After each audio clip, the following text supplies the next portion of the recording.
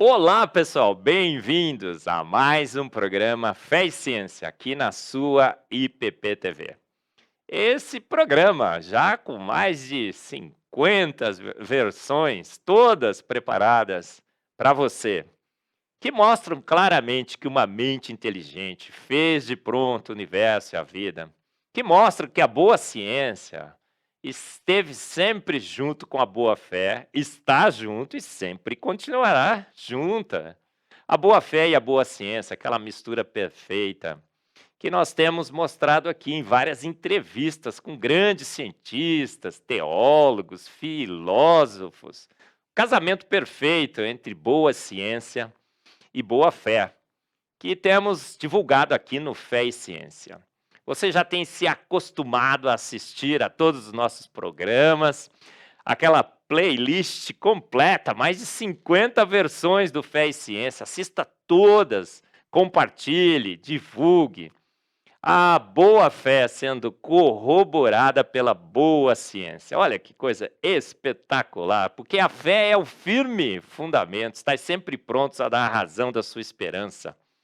Pela fé entendemos que o universo e a vida foram feitos prontos pela palavra de Deus, única e exclusivamente. E temos aqui entrevistado grandes homens, mulheres, muitos cientistas que atuam na ciência, e mostrado essa tese de que cientista bom não é cientista ateu, como muitos acham. Não, olha, você precisa ser ateu para ser um bom cientista. Não é bem assim. Nós temos grandes cientistas ateus, sim, mas também temos grandes cientistas que creem em Deus. E nesse programa, entrevistaremos mais um desses grandes cientistas, que faz boa ciência, mas também administra a ciência, grandes órgãos, universidades. Estaremos entrevistando aqui o professor doutor Benedito Guimarães Aguiar Neto. Benedito, um privilégio muito grande ter você aqui no Fé e Ciência. Boa noite, Marcos. É um grande prazer, uma grande alegria estar aqui nesse programa que tem tido uma audiência significativa, né? E para tratar de um assunto extremamente interessante e que nos é muito caro, né? Fé e ciência. Sim, olha, o tema dessa entrevista, a gente combinou aqui, né, Benedito? É assim, né? Cientista e cristão. Boa combinação? O que você acha dessa combinação? Porque eu comecei o programa falando sobre isso. Muitos acham que, olha, você tem que fazer o seguinte: ciência aqui, sua fé lá. Não pode misturar, porque senão você começa a fazer péssima ciência e também a sua fé começa a ser influenciada ou até contaminada com ciência. Você acha que esses dois ministérios são ministérios separados ou a gente sempre andou juntos? Olha, sempre andou junto. Eu acho não há qualquer incompatibilidade entre fé e ciência, entre o sucesso de alguém que tem fé e também é um bom cientista e que produz ciência e contribui para o desenvolvimento social e econômico do Brasil como fruto da própria ciência. Então, creio que, na realidade, eu diria até que é a melhor, talvez a melhor combinação. Porque quando nós estamos falando em fé, que é a certeza das coisas que se esperam e a convicção de fatos que não se veem, há algo transcendental, há um compromisso com esse algo transcendental de uma forma geral. Então, ter fé em Deus é ter compromisso com esse Deus. E o compromisso é fundamental para o exercício de um bom cientista, o exercício de um bom gestor de ciência ou gestor de uma forma geral. Então, eu creio que não há incompatibilidade alguma, muito pelo contrário, aqueles valores que estão relacionados com o cristianismo, eles são fundamentais para que você seja um bom profissional da ciência e da aplicação desta ciência para o bem da humanidade. Perfeito, Benedito, mas eu não te apresentei ainda. Sim, Porque nós começamos sempre o Fé e Ciência, viu, Benedito? E posso te chamar de Benedito, né, sim, chefe? claro, claro. Chefe Benedito, né? Ele é meu chefe, gente, depois eu te conto isso. Mas, Benedito, a gente sempre começa o Fé e Ciência quando o entrevistado fala um Uhum, pouco de si mesmo, não é? sim. É a sessão em que eu vou chamar nesse programa do Benedito pelo Benedito. Hum, Então nós queremos conhecer um pouco da sua carreira. Já disse, já te apresentei como professor, doutor, não é? Eu queria que você contasse como é que, onde você nasceu, não é? Sua cidade, eu já conheço, uma cidade maravilhosa, viu, gente? Eu acho que é por lá que você nasceu, não tenho certeza. Pelo menos onde você atuou muitos anos.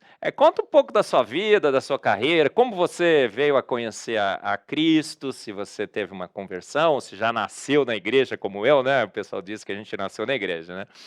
E um pouco da sua carreira, depois eu vou acrescentar alguns detalhes se você não uhum, mencionar. tá certo. Marcos, eu nasci em São Luís do Maranhão. São Luís, São que Luís do cidade Maranhão. fantástica. E depois desenvolvi toda a minha formação profissional e exercício profissional em Campina Grande, na Paraíba. Mas nasci em São Luís do Maranhão, de uma família evangélica. Meu pai era diácono da igreja e meu avô era pastor, tá? E meu bisavô pastor também, ambos presbiterianos. Então eu até brinco, eu sou predestinado desde pequenininho, né? Na realidade, eu literalmente nasci na igreja, na casa pastoral do meu avô, Ah, porque meus você pais nasceu na igreja mesmo, nasci na Benedito. igreja mesmo, né? Sim. Não no aspecto amplo, Aham. É. mas eu nasci realmente na casa pastoral, porque meus pais moravam durante algum tempo ali, no início da vida deles ali, a casa era ampla, né? E tive uma vida sempre no meio, cresci sempre no meio evangélico, né? Dentro da igreja, onde ali eu tive vários cargos assumidos, como presidente de escola dominical, superintendente, melhor, de escola dominical, presidente de mocidade, presidente de federação de universidade, de mocidade, da região ali, da região do Nordeste, e aí vai. Tá? Então depois meus pais mudaram-se para Campina Grande, na Paraíba. Havia lá tinha um comerciante lá que estava desenvolvendo uma atividade profissional, comercial muito interessante, muito intensa, e convidou meus pais para irem para lá, para Campina Grande, e nós fomos. Eu era adolescente ainda nessa época, quando fomos para Campina Grande. E ali na igreja também, envolvido com a igreja, não é? Naturalmente ali, e ali na igreja eu fui presbítero da igreja, a primeira igreja presbiteriana central de Campina Grande. E foi uma bênção para a minha vida, porque nós tínhamos um convívio na igreja entre os jovens, e ali fundamos até um grupo jovem, um grupo coral. E aí eu, como fazia nessa época já engenharia elétrica na Universidade Federal da Paraíba, campus Campina Grande, eu sugeri ali, fui um dos fundadores de um grupo coral lá, e colocamos o nome de Sintonize com Cristo. Opa! Qualquer relação com a minha Sim. formação profissional naquele momento ali, que Aham. era da engenharia. Sintonize. Sintonize, fazia engenharia elétrica com direcionamento para telecomunicações, e ali começou. Ondas, eu já estava envolvido Já nessa estavam sincronia envolvidas, aí, né? inclusive o símbolo era uma anteninha Uma assim, anteninha para irradiando alguma sintonizar coisa. na frequência, E né? foi um momento, aliás, uma época muito interessante. Já dei uma palestra lá na Presbiteriana Central de Campina Grande. Gente, Sim, Campina Grande hoje, não é? Tem o maior encontro evangélico do Brasil. assim, Consciência Cristã, já. consciência cristã. Fala um pouco sobre o Consciência. O encontro da consciência cristã, ele nasceu, eu diria, entre os jovens das igrejas, que começaram a se reunir na praça, no chamado ali próximo de uma praça que é um ambiente muito grande chamado Parque do Povo. E naquela época, em Campina Grande, havia um encontro de grandes dimensões que reunia toda qualidade de pessoas, de religiões, das mais diversas, e era um movimento bastante pagão, vamos dizer assim, não é? Chamava-se Movimento da Nova Consciência. E eles se Nova reuniam, Era, essas coisas então aí, eles né? envolviam tudo isso, Sim. eram bruxos e pessoas das mais diversas correntes aí, religiosas, ou um movimento que cresceu bastante, e eles se reuniam no Teatro Municipal, na época com apoio bastante grande do próprio governo municipal, e os crentes começaram a orar. E, naturalmente, orar e fazer um contraponto. Esse contraponto começou exatamente no movimento entre os jovens. Até meu cunhado, o reverendo Fábio Mota, que trabalhava muito com os jovens ali em Campina Grande, ele era um dos líderes do movimento que começou ali numa praça próximo do Teatro Municipal. E aí aquilo foi crescendo, crescendo, e depois saiu do meio dos jovens e se tornou um evento, um grupo de evangélicos começaram a se reunir, orar e se reunir durante o período de carnaval, no chamado Parque do Povo.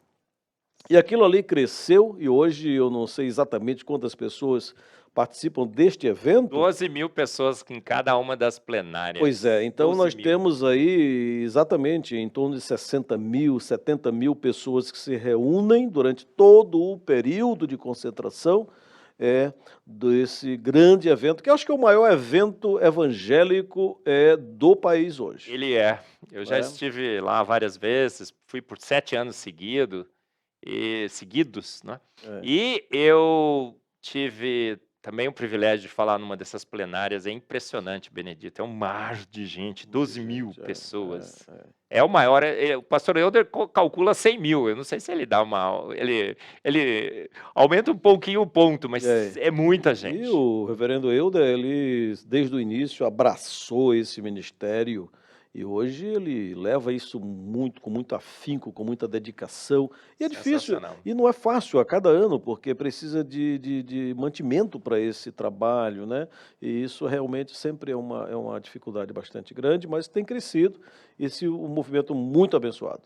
Então, pessoal, Benedito veio da capital, pelo menos no carnaval, evangélica do Brasil, Campina Grande. Mas você teve um envolvimento também, teve muitos anos lá na faculdade, na universidade, de Campina Grande, teve uma participação muito efetiva como cientista e administrador. Fala um pouco lá da sua experiência. Eu fiz o vestibular para engenharia elétrica na Universidade Federal da Paraíba, campus Campina Grande. No centro, na época, a antiga Escola Politécnica da Universidade Federal da Paraíba, né? E ingressei o curso de Engenharia Elétrica em 73, tá? E depois eu terminei o curso de Engenharia Elétrica e fui contratado como professor. Naquela época, você poderia ainda ser contratado como professor de uma universidade de ponta, como era Campina Grande, após terminar um curso de graduação. Hoje é impossível. Hoje você tem que ter, na grande maioria das universidades, o doutorado para ingressar no corpo docente. E entrar numa universidade hoje sem doutorado é uma exceção. E em algumas áreas essa exceção é praticada por falta de doutores ainda em algumas áreas, mas são poucas hoje as áreas que nós não temos doutores. Então, eu ingressei como professor, e ali eu comecei as minhas atividades, logo como professor, eu comecei também com atividades de gestão. O primeiro trabalho como gestor na universidade foi coordenador de estágios. Opa! Coordenador de estágios dos nossos alunos, não é? E nós tínhamos, Campina Grande não absorvia, como não absorve hoje, o número de alunos de formandos que nós temos, né? Quer dizer, lá... naturalmente, esses alunos eram espalhados por todo o Brasil e muito para a região norte, lá para o estado do Amazonas, porque haviam muitas empresas naquela época que absorviam bastante os nossos alunos, mas também as empresas do Nordeste, praticamente de ponta a ponta, Norte e Nordeste, e também alguns que vinham para cá, para o Sul, não é? Então, esse foi o meu trabalho. Depois eu fui coordenador de curso de engenharia elétrica durante alguns anos.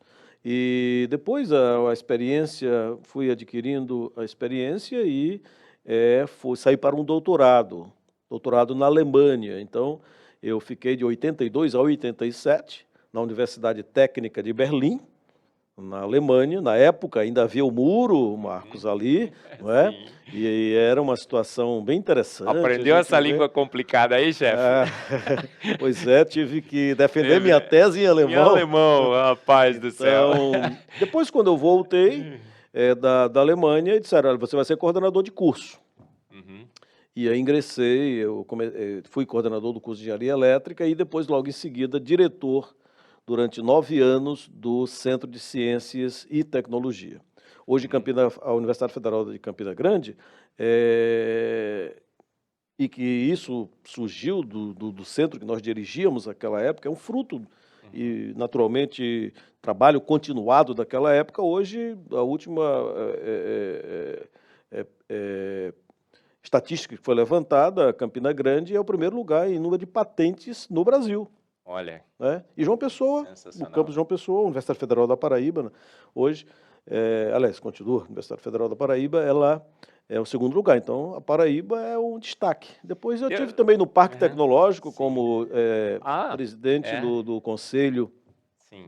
curador do Parque Tecnológico, Uhum. que também aproveitava o conhecimento científico gerado na universidade e ali transformava esse conhecimento em tecnologias e que fez uma diferença bastante grande ali naquela região. Deus abençoa não só os seus, mas as cidades também que o acolhem. Campina Grande, olha aí, o primeiro lugar em patentes, né, na universidade. Fantástico. Mas aí há uma mudança na sua vida, né? De Campina Grande, você vem para a capital do mundo, que é São Paulo, né? A capital do mundo é São Paulo.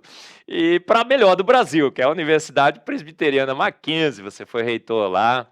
Tive o grande privilégio, né, de ser contratado por você, né, Benedito? Eu lembro que no primeiro Congresso Brasileiro do Design Inteligente, Davi Charles Gomes, que era o chanceler da época, chegou para mim assim e falou, olha, Marcos, o que precisamos fazer para levar você para o Mackenzie? Eu falei, precisa convidar, né, Davi? Ele falou, o convite está feito. Mas eu vou falar lá com o reitor, eu não sei porque tal, tem um design inteligente, eu não sei como é que ele vai reagir. Mas a sua reação foi ainda mais entusiasmada do que o Davi. Foi sensacional. Agradeço a Deus pela sua presença lá, um cristão, né, que viu com bons olhos a minha interação com o design inteligente, porque muitos não veem. E estivemos juntos lá. Então, como é que você chegou no Mackenzie? Conta essa história. Quando eu era diretor do Centro de Ciências e Tecnologia, lá na Universidade Federal de Campina Grande, na época ainda era a Universidade Federal da Paraíba, porque ela se dividiu e foi criada então a Universidade Federal de Campina Grande com os campi do interior, não é? Que ia até Cajazeiras. E depois a Universidade Federal da Paraíba ficou sediada em João Pessoa. Então eu recebi um convite, um honroso convite, para ser conselheiro do Instituto Presbiteriano Mackenzie, do Conselho Deliberativo do Instituto Presbiteriano Mackenzie. Passei 7 anos como conselheiro ali. Oportunidade em que eu pude contribuir com a minha experiência de gestão acadêmica e também aprender muito com aqueles irmãos ali naquele conselho. Realmente foi uma época muito abençoada para mim também. Bom, depois de algum tempo, surgiu a oportunidade, eu estava no Conselho Deliberativo, aliás, como conselheiro no Conselho Deliberativo, era diretor do Centro de Ciência e Tecnologia, mas terminou o meu mandato. E depois que você passa algum tempo na gestão, naturalmente, a parte científica, a sua atividade de pesquisa científica, ela é diminuída. Então, bom, terminei o meu período de gestão como diretor ali, surgiu a oportunidade, um convite para fazer um pós-doutorado nos Estados Unidos. E fui, financiado com bolsa do CNPq, não é? E fui para a Universidade de Washington. E foi um momento, uma época muito abençoada. Passei lá 1 ano e meio, não é, 18 meses, num pós-doutorado nos Estados Unidos. E mantive ainda o vínculo aqui com o Instituto Presbiteriano Mackenzie na qualidade de conselheiro.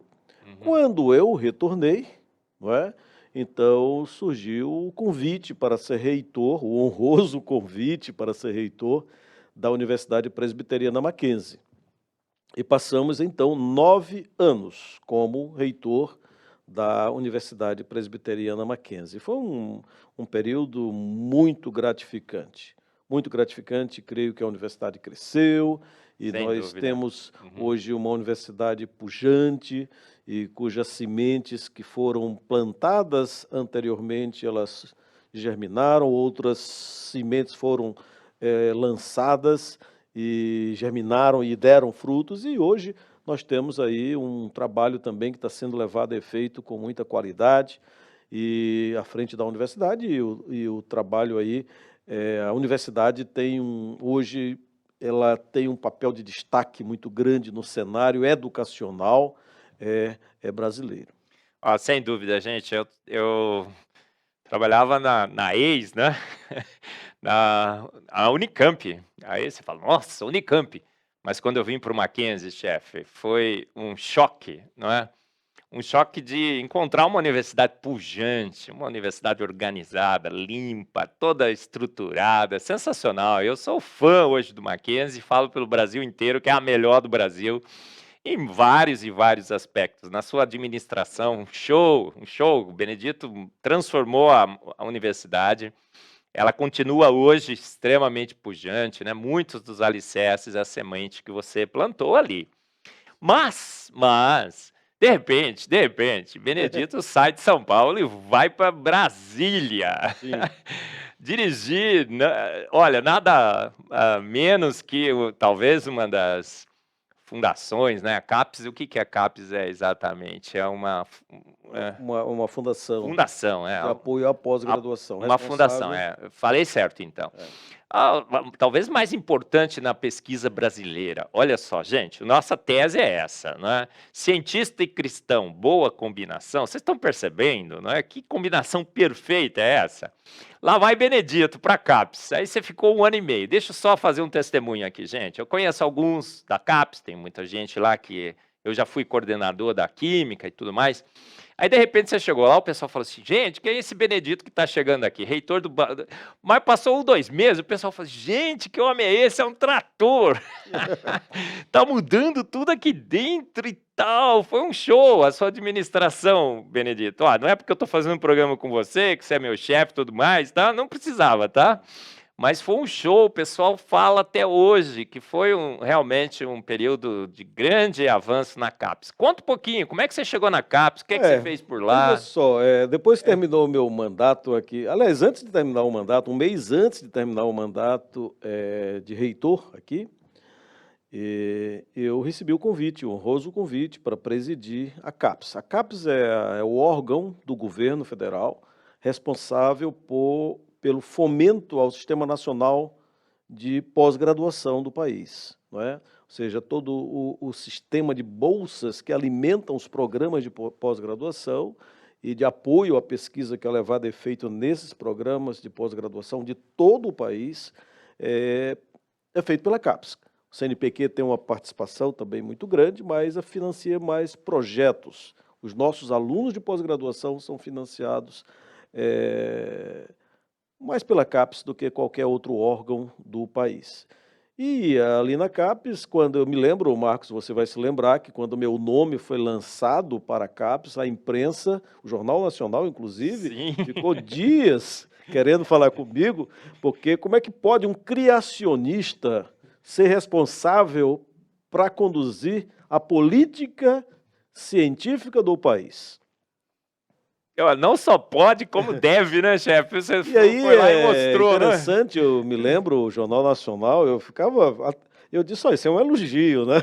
Sim. Elogio, porque eles queriam falar comigo e eu disse: "Eu não vou falar com o Jornal Nacional ou com qualquer outro órgão de imprensa, eu vou mostrar o trabalho, o serviço, a responsabilidade, o compromisso para com aquela aquela tarefa que estava sendo me colocada. E foi o que aconteceu, né? Quando eu saí da CAPES, durante um tempo, implantamos um programa de bolsas baseado em meritocracia que não existia na CAPES. A CAPES não tinha, durante todos os seus 70 anos de existência, não é, completados aqui o ano passado, não tinha um programa, normas de concessão de bolsas para pós-graduação. As bolsas eram concedidas em função de uma tradição que havia, um número de bolsas alocadas em cada programa, e não havia algo sistemático, estruturado. E nós, então, foi uma luta bastante grande, mas implantamos isso, dentre outros projetos e programas que implantamos ali. E quando saímos da CAPES, aqueles mesmos órgãos de imprensa que questionaram no primeiro momento, né? Eles agora ficaram indignados com a minha saída. Tive assim. até editorial na Folha de São Paulo, eu recebi, lembrando a minha trajetória e admirados, porque estava saindo daquele momento ali. Mas ali foi uma bênção para mim sair naquele momento, porque me abriu outras portas, não é? Para outros desafios que viriam pela frente, né? Sim. Chefe, olha, como não pode um criacionista dirigir a CAPES, gente? Como não? 90%, chefe, a gente estava discutindo aqui, né? 90% dos ganhadores de prêmio Nobel em ciência, homens que criam em Deus, 67% de cristãos, muitos deles criacionistas raiz, que criam na Bíblia e tudo mais. E interessante que se diz que o Brasil hoje, 80% da população brasileira é cristã. Essa é a estatística oficial. E o cristão que não crê na criação, que cristão é esse? Como não é é que cristão. pode? Então, é uma incoerência pensar, puxa vida, alguém que vai dirigir os destinos da ciência no país não pode ser alguém que crê em Deus, no Deus Supremo, Deus onipresente, onipotente, um Deus Criador. Então, mas aí é o seguinte, quando saí da CAPES, surgiu, então, uma outra etapa da minha vida, né? Sim. Olha, antes de falar sobre essa outra etapa, né, gente, eu quero bater um pouquinho mais nessa tecla aí. Olha, veja só, chefe, a gente faz ciência e faz a administração para o louvor e honra e glória de Deus. Veja bem como é diferente, né? Quando você não crê em Deus e tudo mais, você pode ir lá e falar assim, nossa, eu quero fazer o melhor possível porque eu quero demonstrar que eu tenho capacidade. Ou eu quero defender um partido político, quero defender outro. Você tem interesses. Mas a gente você faz o seu trabalho também por isso? Eu faço isso. A minha ciência é feita para louvor e glória de Deus. Quando eu faço a minha ciência, eu planejo o que eu farei, falei, será que eu vou honrar a Deus nesse meu trabalho? É essa a sua atitude também, Benedito? Com certeza. Eu acho que, como cristão, nós temos que zelar e temos que viver os princípios e valores cristãos. Esses princípios e valores cristãos estão calcados na integridade moral e ética, estão calcados no sentimento de justiça, estão calcados na compaixão pelos mais necessitados, um compromisso com o bem comum, com a sociedade, de uma forma geral, no sentido de contribuir para que essa sociedade se desenvolva. Então, veja só, se os princípios cristãos, eles têm esses propósitos, nada melhor do que alguém que conheça isso, que viva isso, que busque isso, creio que poderá dar contribuições muito mais significativas. O próprio Calvino, né? Eu sou presbiteriano e, portanto, calvinista, ele resgatou o significado do trabalho. Então, Calvino, Lutero já levantava isso, depois Calvino sistematizou naquilo que nós chamamos de calvinismo, né? Ou seja, resgatou o significado do trabalho. Ou seja, na Idade Média, o trabalho era considerado um castigo, uma maldição até. Não é? Então, pela Bíblia, não. Pela Bíblia, o trabalho é serviço, é estar à disposição, é compromisso em servir em servir o entorno em que você está inserido. Então, princípios cristãos, eles consolidam essa prática, ou eles levam para que essa prática seja uma realidade. Então, não há, naturalmente, incompatibilidade, muito pelo contrário. Esse sentimento dos valores cristãos serem vividos pelo cientista, pelo gestor, são fundamentais para que as contribuições elas possam ser vistas, observadas e realizadas da melhor maneira possível. Mas, chefe Benedito, posso chamar dos dois, né, chefe? Não tem problema, né, Benedito? Olha, mas eu estava lá uns anos atrás, na universidade, na Unicamp, Universidade Estadual de Campinas. De repente, começou a surgir notícias assim, extra. A Universidade Presbiteriana Mackenzie cria um grande centro de grafeno. Olha só, aí alguns comentários assim, de bastidores. Como é que pode? Mackenzie? Um centro de altíssima tecnologia, avançado, de grafeno e tudo mais. Eu lembro que foi uma surpresa ampla, geral e restrita na academia. Como que uma universidade como Mackenzie, né, não está aí, vamos dizer assim, entre as 10 melhores do Brasil? Particular, de repente, confessional, olha só, confessional, gente, né? Imagina o choque que isso causou na academia, criar um centro desse, altíssima tecnologia, fantástico, que hoje nós temos na Universidade Presbiteriana Mackenzie, que é o MacGraph. Chefe, você teve alguma contribuição nessa revolução que foi o MacGraph? Sim, temos sim. Eu sei, eu quero que você conte a sua história lá no MacGraph agora. Quando eu estava na reitoria, surgiu a ideia, havia um pesquisador que reivindicava um espaço físico para ampliar o seu laboratório, não é? O professor, bem conhecido, o professor Toró, que além de físico é um grande cantor, não é? Grande cantor. E ele chega para mim e diz, olha, eu estou aqui querendo trabalhar com... Ele era um cientista, um professor, que queria melhores condições de trabalho. Ele tinha um laboratório muito acanhado, muito pequeno.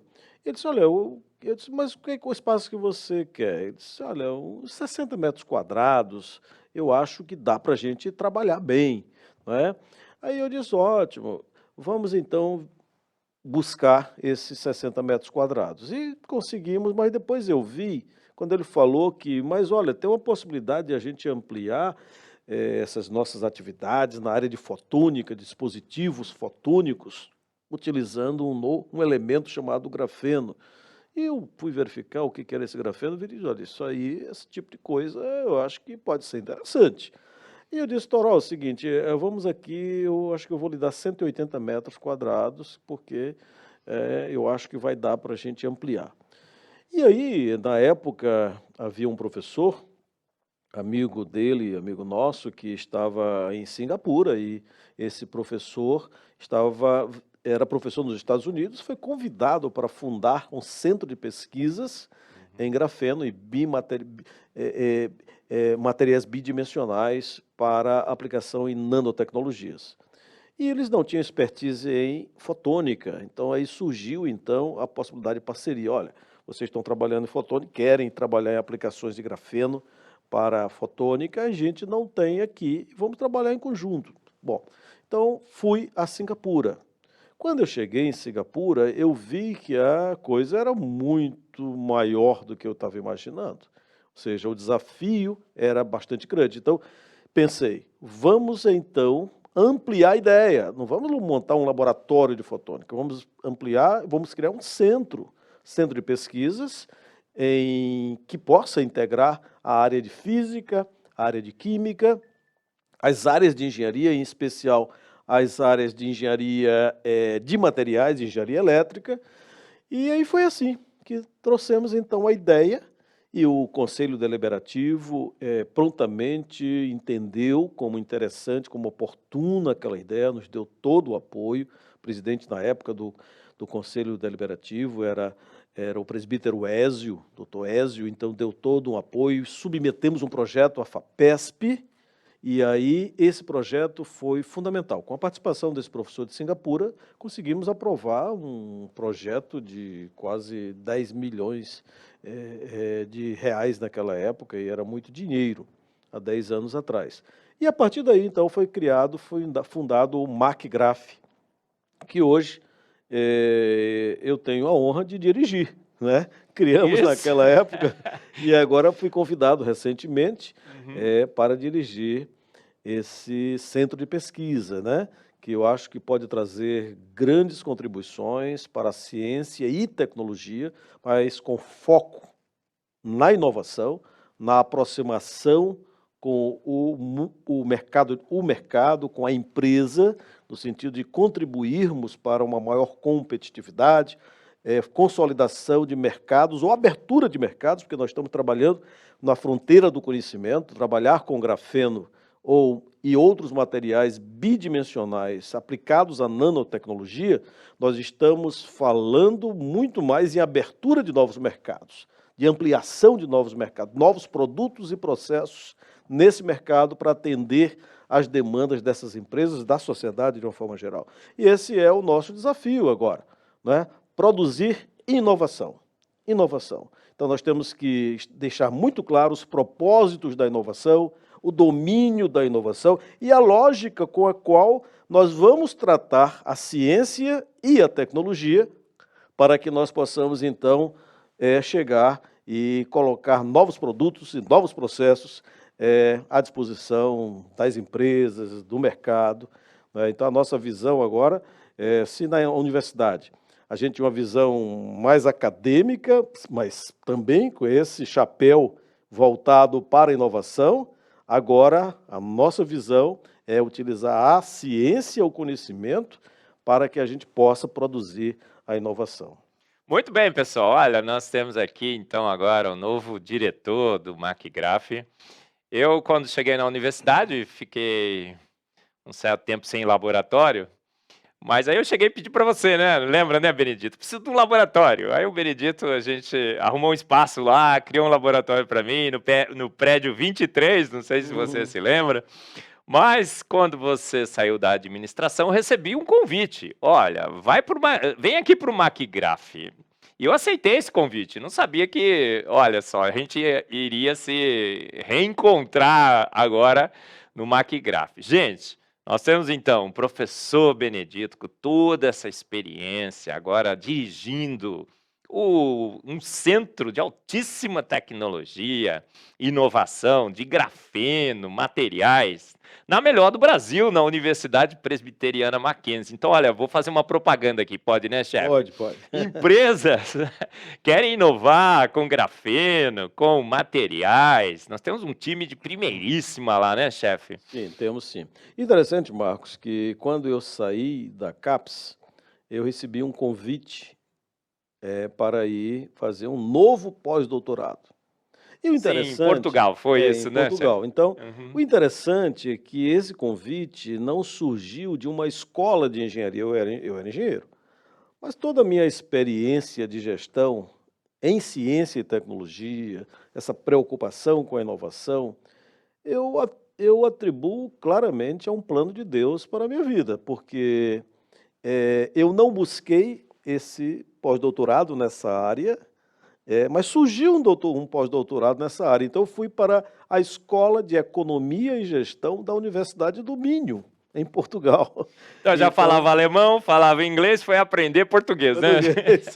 Então, aí fui lá e passei um ano, né? Minha esposa também me acompanhou e também é uma oportunidade para ela Sim. e de também fazer um pós-doutorado e concluímos com sucesso esse pós-doutoramento na Universidade do Minho. E quando retorno para o Brasil, né, volto à universidade, né, como professor agora da universidade, na escola de engenharia, mas aí surge o convite do Conselho Deliberativo do Instituto Presbiteriano Mackenzie para que eu, então, assuma o Centro Mackenzie de Pesquisas em Grafeno, materiais bidimensionais Bidimensionais, e exato. nanotecnologias. Então, Estamos aí, com esse desafio pela frente. Eu creio que o McGrath ele pode trazer contribuições muito grandes para o crescimento da ciência, da tecnologia e, sobretudo, da inovação. O McGrath atua, né, nas aplicações de grafeno, que é um material extremamente complexo, um material versátil. Ele tem uma capacidade de resistência 100 vezes maior do que o aço, não é? E é leve e flexível. Então, é um material que permite você pensar em aplicações das mais diversas. E, além do grafeno, outros materiais bidimensionais, e todos voltados, então, para desenvolvimento de nanotecnologias, nas áreas de compósitos, materiais compósitos que vão trazer tornar alguns materiais mais resistentes, como plásticos mais resistentes, energias, né? Produzir de baterias mais eficientes, principalmente agora com o carro elétrico, é um foco muito grande, né? Ou seja, você produzir baterias mais eficientes que possam acumular mais carga, possam dar respostas mais rápidas dessa carga armazenada e possam ser mais leves, porque é fundamental para o desempenho do carro. Então, tudo isso, o uso de grafeno ou outros materiais bidimensionais pode trazer contribuições, além da área também de dispositivos fotônicos, que foi a origem principal e motivação do McGrath. Mas tem uma área que é a área de sensores ou marcadores para aplicações biológicas na área de saúde. Essa é uma área que eu creio que nós vamos crescer muito e dar uma contribuição significativa. Com certeza, chefe. Já tem um grande hospital aí que nós vamos fazer uma reunião. Olha, pessoal, olha, são 7 andares, um prédio magnífico, mais 2 andares no subsolo. Eu conheço, olha, milito na ciência há muito tempo, né, chefe? E eu conheço aí vários e vários centros no Brasil. Eu não conheço um melhor que o McGrath em instrumentação de primeiríssima, grandes equipamentos, temos espectrômetros de massa, chegou um XPS 0 bala lá, novíssimo, né, chefe? Tem equipamentos em espectrofotometria, espectrometria, tem os espectrômetros de massa do meu laboratório, a gente está montando um grande laboratório, vai ser o maior da América Latina, já está quase lá. Temos a caneta do câncer, a gente monitora processos, tem um time de primeiríssima. Então, pessoal, olha, de novo no nosso tema, né, chefe? Olha, cientista e cristão, boa combinação, é uma combinação de sucesso. Veja a carreira do professor Benedito, agora dirigindo o Centro de Altíssima Tecnologia dentro de uma universidade presbiteriana confessional, e tem tudo para deslanchar novas colaborações. Pessoal, seu mestrado, seu doutorado, também temos a linha de pesquisa, a escola de engenharia que está ali, né, de mãos integradas. O McGrath agora está de portas abertas para colaborações. É um centro único no Brasil, não é, O McGrath ele está dentro do Mackenzie, que é do Instituto Presbiteriano Mackenzie, que tem faculdades, tem hospitais e tem uma grande universidade, né, que é a Universidade Presbiteriana Mackenzie. O McGrath está ligado diretamente à direção do Instituto Presbiteriano Mackenzie. Mas nesse processo, a integração com a universidade, em especial com a escola de engenharia, é fundamental, porque ali é gerado conhecimento e nós queremos integrar cada vez mais para aproveitar esse conhecimento científico e tecnológico na direção da inovação, seja em atendimento às demandas das empresas. Eu creio que temos uma estrutura, um corpo de pesquisadores e de técnicos de alto nível, exemplo aqui do meu entrevistador, né, professor Marcos, né, e que está trazendo uma proposta agora que nós vamos começar a analisar de biocombustíveis eficientes, né, porque com essa questão de redução da emissão de carbono, biocombustíveis, eles trarão uma contribuição muito grande nisso. O grafeno, o óxido de grafeno, né, chefe, talvez seja um dos melhores catalisadores que temos hoje, né? A superfície grande, imensa, cheia de eh, grupos funcionais. Sim. O limite é a nossa imaginação para trabalhar com grafenos, nanomateriais. Olha, sobre o carbono, é incrível isso. Eu falo muito sobre como Deus guiou a ciência. E entre todas as áreas da ciência, logicamente, eu digo que tudo é química e a química é tudo, né? No, no Mackenzie Day lá, o show da química e tudo mais. Mas olha, o carbono, chefe, o carbono é um átomo sobrenatural. Ele não deveria existir. Tem uma ressonância de Royle que diz que ele não deveria ter a abundância que tem no universo. A energia para que ele se estabilizasse foi extremamente bem calculada.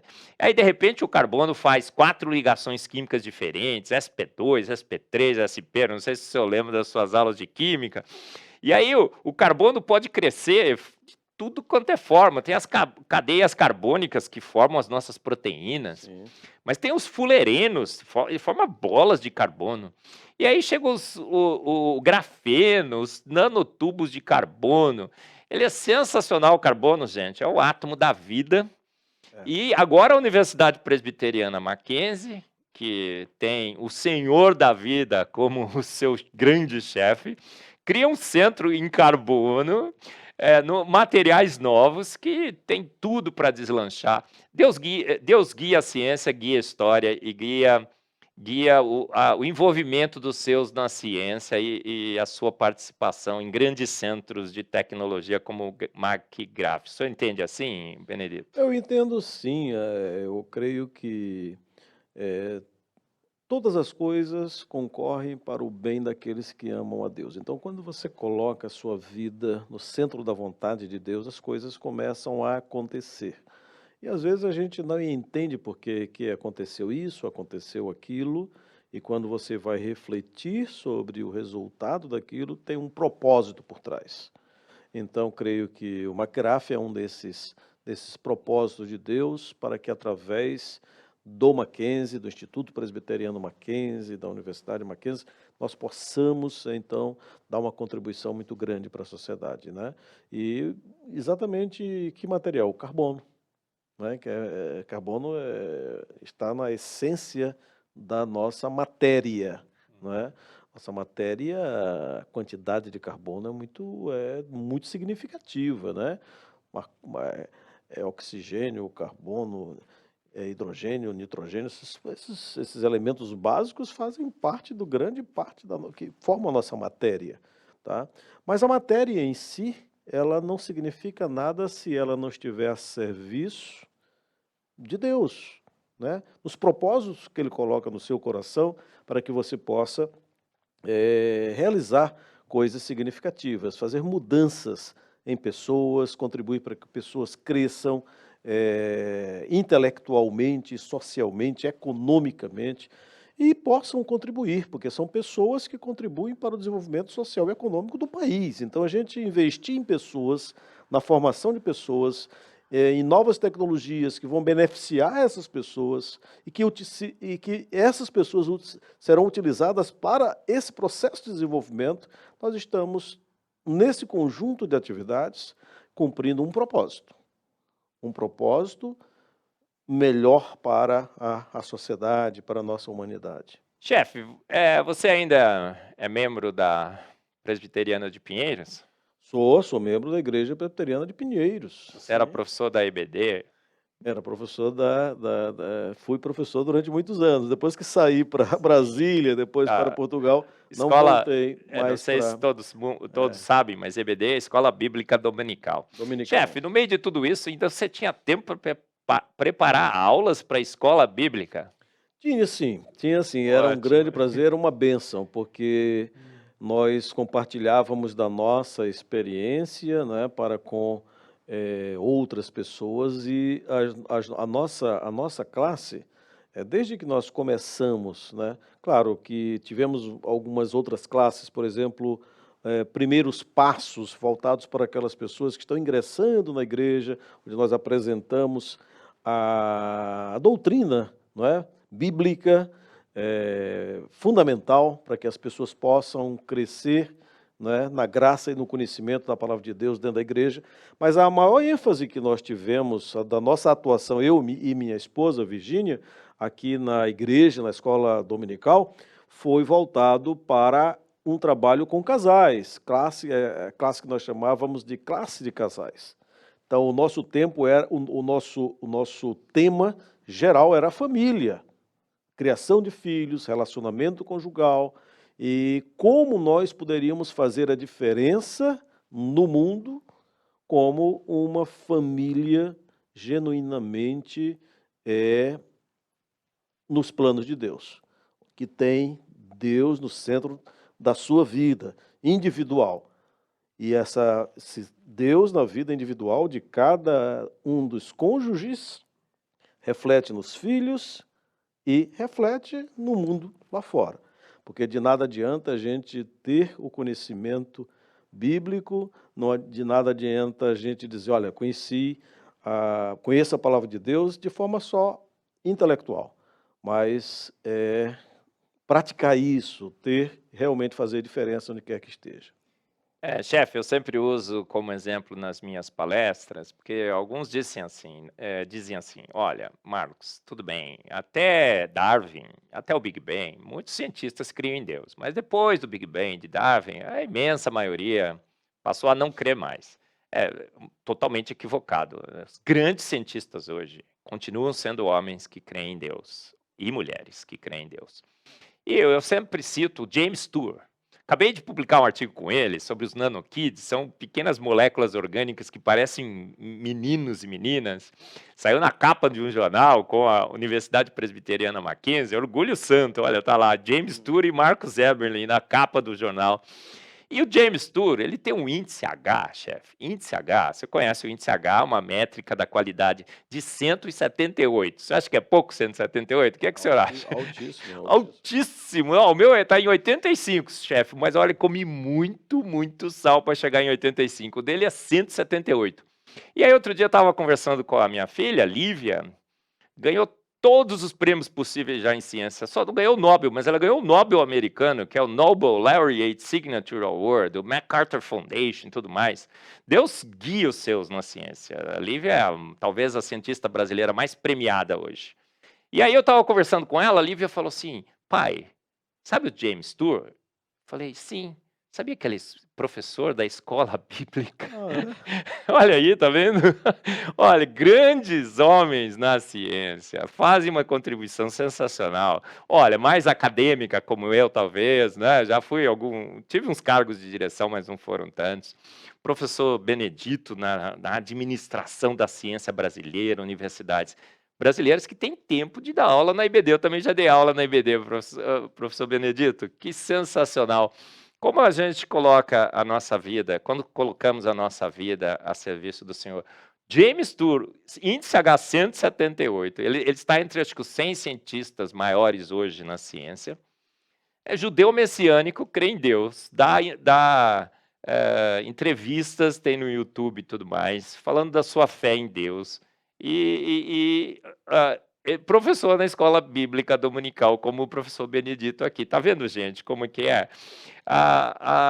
Deus no coração faz com que a gente tenha uma interação completa com a sociedade, não é assim? Porque tem cientista que só faz ciência, eu conheço muito. Olha, ele está lá de segunda a segunda no laboratório dele. Ele só faz ciência.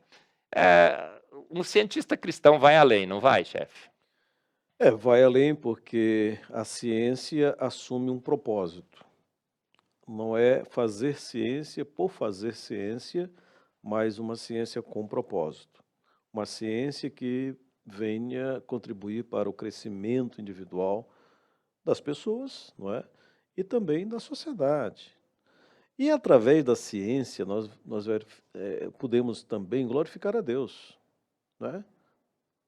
A ciência é quando nós contemplamos o universo, contemplamos a complexidade da vida, nós não temos outra atitude a não ser uma atitude de admiração, de pequenez diante dessa grandiosidade, dessa infinitude que ultrapassa o nosso entendimento. Então, fazer ciência nos aproxima de Deus, mais do que como muitos entendem ou defendem ou falam, afasta de Deus. Ou seja, no momento em que você se debruça sobre toda essa criação, toda essa complexidade, não é? Você chega você se faz a pergunta: como é que um sistema, tudo isso foi então gerado de um processo auto-organizativo? Você não vai ter respostas se você vai nessa direção. Então, nada melhor do que entender o significado de fé, com a certeza das coisas que se esperam e a convicção de fatos que não se veem. Isso é fé. E é pela fé que nós entendemos, então, essa grandiosidade de Deus, toda essa criação maravilhosa, é a vida e toda a sua plenitude e sua complexidade. Daí porque entendemos. Por que não pensar que houve um projeto por trás de tudo isso? Maravilha. Pessoal, nós estamos chegando no final aí do nosso mais um programa com o professor Benedito Guimarães Aguiar Neto. Papo super mega legal. O tema central é esse, olha, cientista e cristão, boa combinação. Você percebeu, a gente não precisa nem concluir, porque os fatos levam a uma conclusão clara. Uma combinação perfeita, talvez a melhor combinação. Você faz, então, sua ciência para louvor e glória de um grande Deus. Você presta contas a Deus, você não precisa de pessoas te monitorando, não é? Se você está fazendo boa ciência ou não, se você está se dedicando ou não. O professor Benedito, ele chega às 6, sai às 24 horas. Né? Às vezes eu chegava na universidade, 11 da noite, estava lá, a reitoria estava acesa, não era assim, chefe? A gente faz por amor a ciência, mas amor a Deus, principalmente. E é por isso que foi tão importante trazer o professor Benedito no Fé e Ciência. Fé e Ciência, gente, a melhor combinação, né? Pasteur já disse isso, você mencionou aqui, né, chefe? Um pouco de ciência te afasta de Deus, muito te aproxima, muito te faz fazer melhor ciência, muito conhecimento de Deus. Então, a combinação perfeita, essa é a tese central do Fé e Ciência. Boa fé com boa ciência. Boa fé com boa ciência. A fé no grande Deus que fez todas as coisas pelo poder único, exclusivo de sua palavra. E boa ciência se faz com essa percepção, com a percepção de que temos que fazer a ciência, inclusive, para a honra e glória do autor e consumador da ciência. Deus é a grande tese, o pressuposto da ciência. As principais universidades do mundo foram criadas por homens que criam em Deus. E a melhor do Brasil também, não é? A Universidade Presbiteriana Mackenzie. Chefe, 1 minuto para suas considerações finais. Cientista e cristão, boa combinação? Não resta dúvida que é uma boa combinação. Não há, como eu falei no início, né, uma incompatibilidade entre a fé e a ciência. Muito pelo contrário. Nós somos pequenos diante de tudo aquilo que nós observamos na ciência. Quando nós utilizamos o método científico da observação, da medição, do experimento, para que nós possamos tirar as nossas conclusões, não há dúvida nenhuma que os resultados vão nos aproximar cada vez mais de Deus, não é? Porque nós vamos nos sentir cada vez pequenos diante dessa imensidão de conhecimento que é produzido pela ciência e que, à medida que nós avançamos, nós verificamos cada vez mais que precisamos avançar mais. E, portanto, somos muito pequenos diante de tudo isso. Muito bem, pessoal. Olha, quer fazer boa ciência, como o professor Benedito faz? eu também aí vou me colocar nesse grupo, venha para a Universidade Presbiteriana Mackenzie. Vou fazer uma propaganda aqui, depois eu mando a conta lá para o Marco Túlio também, né, Benedito? Ó, venha para a Universidade Presbiteriana Mackenzie, se inscreva na engenharia, na química. Quer fazer grandes parcerias em inovação? Procure o professor Benedito, ali no Maquigraf, o melhor centro de grafeno da América Latina. A gente quer transformar no melhor do mundo, né, chefe? Vamos lá. E faça ciência para a honra e glória desse grande Deus. Olha, mais um Fé e Ciência sensacional. Você gostou, né? Eu também gostei. Muito obrigado, Benedito, mais uma vez, por essa sua grande aula de como administrar a ciência para a louvor e glória do nosso Deus. Assista, então, esse programa mais uma vez. Assista todos os mais de 50 programas do playlist do Fé e Ciência. E até o próximo Fé e Ciência. Espero por todos vocês.